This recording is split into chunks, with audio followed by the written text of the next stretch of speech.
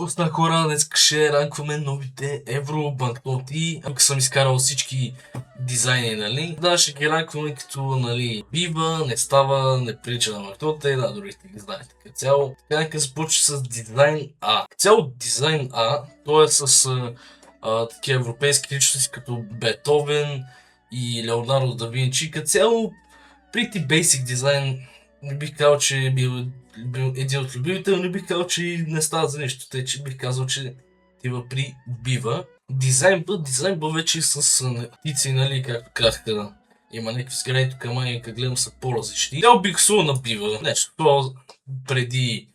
А тут така дизайн Си е пак с личностите, само дето отзад е карта на Европа. Като цяло повече ми допада. Ще го сложа на... ще го сложа пред тях. Дизайн Д. Дизайн Д е по-ярка цветова гама. Често казвам, повече ми харесва, че се условя много добро. Сега имаме дизайн Е. Да, дизайн Е. Като цяло, като те останалите трите ще условя тук, защото те повече ми харесаха. Дизайн F. Дизайн F ми харесва повече от предните с личностите, защото има по-контрастно бяло и често казвам повече изпъква, тъй че ще го сложа много добро. Дизайн G. Дизайн G е пак, нали, личностите, само дето този път съм на тяло портрет. И да, само имам един Бетовен в ръката, един Леонардо да Винчи, един Мигел. Често казвам, не ме кеф в този дизайн, но че не става за банкнота, но да знам, не ме кеф.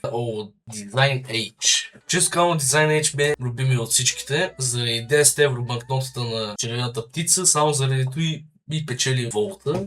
А да, между другото, ако не знаете, могат да гласувате за евробанкнотите на сайта на Европейската централна банка. Ще оставя линк долу в описанието. Цяло волта мисля, че продължава до септември 20 някой 30 нещо такова. Че линк долу в описанието, може да го цъкнете да гласувате кой дизайн ви харесва, кой дизайн не ви харесва и това реално ще стане на новото евро. Basically, дизайн И. Дизайн И като цяло ми изглежда много скучен. Но не ми прилича на някаква банкнота, само на някакви картички от туристическа дестинация. Слагам го тук. Дизайн G е също като това, има малко повече контраст.